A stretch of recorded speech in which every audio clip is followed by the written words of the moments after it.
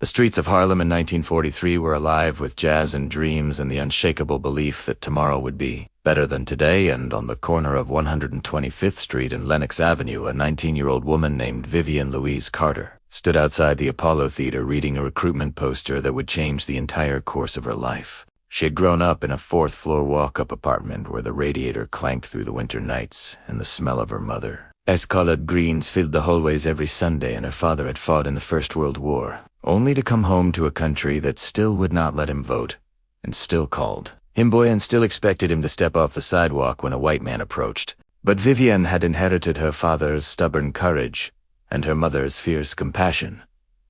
And when she saw that poster calling for women to serve in the Army Nurse Corps, she felt something stir inside her that she had never felt before, a sense of purpose. So powerful it seemed to lift her right off the ground. She enlisted the very next day. The training was harder than anything she had ever experienced, and there were moments when she wanted to quit. When the other women looked at her with suspicion or contempt, when the instructors pushed her twice as hard as anyone else, when the weight of being one of only a handful of black women in her unit pressed down on her shoulders like a physical burden. But what happened next changed everything. She discovered that she had a gift for nursing that went beyond technique and training, and that when she held a wounded soldier, as hands, something passed between them that eased his pain and calmed his fear and gave him the strength to keep fighting for just one more day. And the doctors began to notice, and the other nurses began to respect her, and slowly she earned her place. By the autumn of 1944, Vivian found herself on a transport ship crossing the Atlantic with waves that rose higher than the buildings.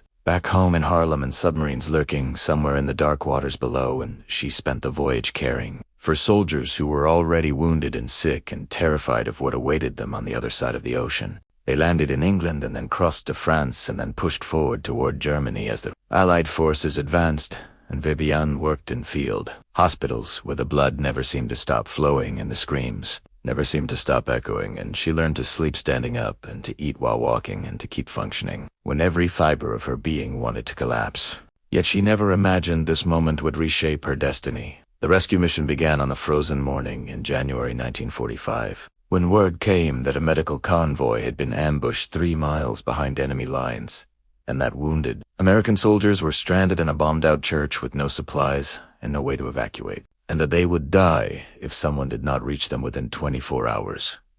Captain James Morrison called for volunteers, knowing that he was asking people to walk into almost certain death, and Vivian stepped forward without hesitation, because those soldiers needed help and she was a nurse, and that was all that mattered, and nothing else needed to be said. They set out before dawn, a team of 8, including Vivian and 2 other nurses and 5 combat medics, and they moved through a landscape that looked like the surface of the moon, with craters where villages had once stood and trees stripped bare by artillery, fire, and the bodies of soldiers from both sides frozen in the snow where they had fallen. The church appeared through the morning mist like a vision from a nightmare, with its steeple collapsed in its walls, pockmarked with bullet holes, and the sound of moaning coming from somewhere inside, and Vivian felt her heart pounding against her ribs as they approached the shattered doorway. Inside they found 17 wounded men, some conscious and some not, and all of them in desperate need of care, and Vivian went to work, immediately triaging the patients and prioritizing treatments, and doing everything in her power to stabilize them for the journey back to friendly lines. And then something no one expected. The Germans had been watching and waiting, and they chose that moment to spring their trap, and suddenly the church was surrounded, and gunfire was coming from every direction. And 2 of the medics went down in the first volley, and Captain Morrison was shouting orders that nobody could hear over the chaos. Vivian grabbed a wounded private and dragged him behind the altar as bullets chipped the stone around her head, and she found herself lying in the blood of men she could not save while the battle raged and the Germans closed in, and hope seemed to slip away with each passing second. The fight lasted less than 10 minutes, and when the smoke cleared, 7 Americans were dead and the rest were prisoners, and Vivian looked up into the face of a German officer who stared at her with a mixture of confusion and curiosity, because he had never seen a black woman in an American military uniform. They marched them through the snow for 2 days, with their hands bound and their wounds untreated, and Vivian watched helplessly as one of the wounded soldiers she had been trying to save grew weaker and weaker until he simply stopped walking and collapsed in the road, and the Germans would not let her help him. Behind these ruins, a secret waited. The prisoner of war camp was a converted factory on the outskirts of a small German town, and the cells were cold and dark, and the guards were Carole Vivian was separated from the other prisoners and placed in isolation because the commandant did not know what to do with her and seemed almost afraid of her presence.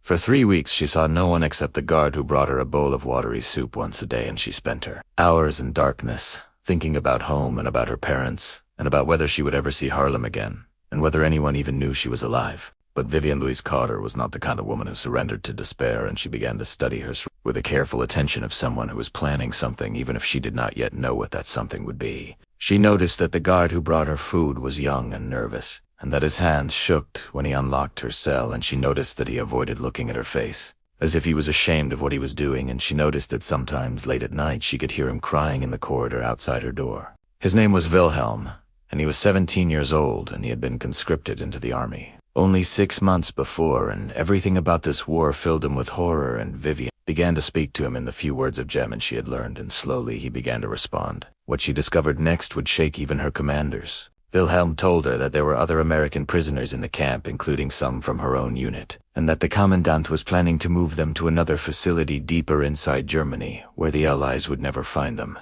and that the transfer was scheduled to happen in 3 days. Vivian knew she had to act, and she knew she had only one chance, and she spent the next 48 hours working on Wilhelm, appealing to his humanity and his conscience and his desperate desire to be something other than what the war had made him. On the night before the transfer, Wilhelm unlocked her cell and led her through the darkened corridors of the factory to a room where 8 American soldiers were being held, and Vivian felt tears streaming down her face when she saw their faces light up with recognition and hope. They escaped into the frozen German night with nothing but the clothes on their backs and the knowledge that every second counted, and they ran through forests and across frozen streams and hid in barns and root cellars, while German patrols searched for them with dogs and flashlights. Wilhelm came with them because there was no going back for him now, and because somewhere in the darkness he had decided that he would rather die helping these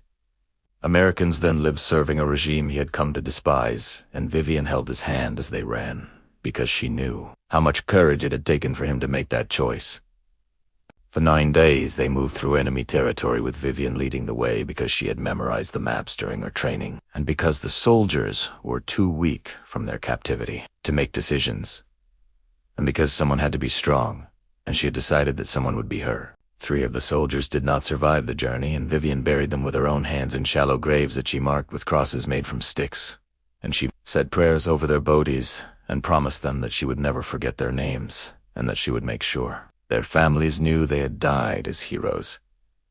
The American lines appeared on the morning of the 10th day, and Vivian walked toward them with her hands raised and her voice hoarse from the cold and her body barely able to continue, and she watched as soldiers ran toward them with blankets and medical supplies and faces filled with disbelief. The commanding officer who debriefed her was a colonel from Virginia, and when he heard what she had done, he sat in silence for a long moment, and then he stood and saluted her and said that he had never heard anything like it in all his years of service. But the story was not over. Wilhelm was taken into custody as a prisoner of war, but Vivian testified on his behalf and told anyone who would listen that he had saved their lives at great personal risk, and that he deserved to be treated with honor rather than contempt. And her words carried weight because of what she had accomplished. The 5 surviving soldiers wrote letters to their families about the brave nurse from Harlem who had led them to freedom, and those letters made their way into newspapers back home, and suddenly Vivian Louise Carter was famous in ways she had never expected or wanted. She returned to the United States in the summer of 1945 to a country that was celebrating victory, but that still would not serve her in many restaurants and still expected her to sit in the back of the bus and still treated her as less than fully human because of the color of her skin. But something had changed inside her, and something had changed in the way people looked at her. And when she walked down the streets of Harlem in her uniform with her medals on her chest, the people who saw her stopped and stared, and some of them wept because they understood what she represented. She testified before Congress in 1946 about the treatment of black soldiers and nurses during the war, and her testimony helped build the case for the integration of the armed forces that would finally come 2 years later, and she never stopped fighting for the rights that she and her fellow soldiers had earned with their blood and their courage. Wilhelm wrote to her from Germany after the war was over and told her that he had dedicated his life to building bridges between nations and peoples, and that he thought of her every day, and that she had shown him what true courage looked like when everything seemed lost. Vivian Louise Carter became a doctor after the war because nursing was no longer enough for her, and because she had seen too many people die from conditions that could have been prevented, and she opened a clinic in Harlem in 1952 and spent the next 4 decades caring for the community that had raised her. She never married because she said she had already given her heart to her patients and to the cause of justice and to the memory of those who had not come home, and she never regretted that choice because she knew that love takes many forms, and hers was the love of service. The Apollo Theater honored her in 1978 on the 35th anniversary of her enlistment, and she stood on that stage where so many legends had performed, and she looked out at the audience, and she told them that the real heroes were the ones who never came home, and that she was just a girl from Harlem who did what needed to be done. She passed away in 2008 at the age of 84, and the funeral procession stretched for 15 blocks through the streets of the neighborhood she had loved and served and never abandoned, and people lined the sidewalks to pay their respects to the woman who had walked into enemy territory and walked out with her head held high. They buried her in the National Cemetery with full military honors, and the flag that draped her coffin was folded and presented to her niece, who had grown up hearing the stories and who had become a nurse herself because of her aunt's example, and who wept as taps echoed across the rows of white headstones. There is a mural now on 125th Street that shows Vivian's face looking out over the neighborhood with the American flag behind her, and everyday children walk past it on their way to school and ask their parents who she was, and the parents tell them the story of the brave Harlem girl who went to war. Her legacy lives on in the doctors and nurses she trained and inspired, and in the clinic that still bears her name, and in the countless lives she touched during her decades of service, and in the example she set for anyone who thinks they are too young or too poor or too different to make a difference. Because Vivian Louise Carter proved that courage is not the property of any one race or gender or background, and that the human spirit is capable of accomplishing things that seem impossible, and that sometimes the greatest heroes are the ones who simply refuse to accept that there is nothing they can do. This is her story, and this is her gift to all of us, and this is why we must never forget what she sacrificed, and what she achieved, and what she taught us about the power of compassion and determination in the face of unimaginable darkness. The streets of Harlem still remember, and the world is better because she walked among us and somewhere beyond the stars. She is watching and smiling and knowing that her life meant something, and that her courage echoes through the generations like a song that will never end.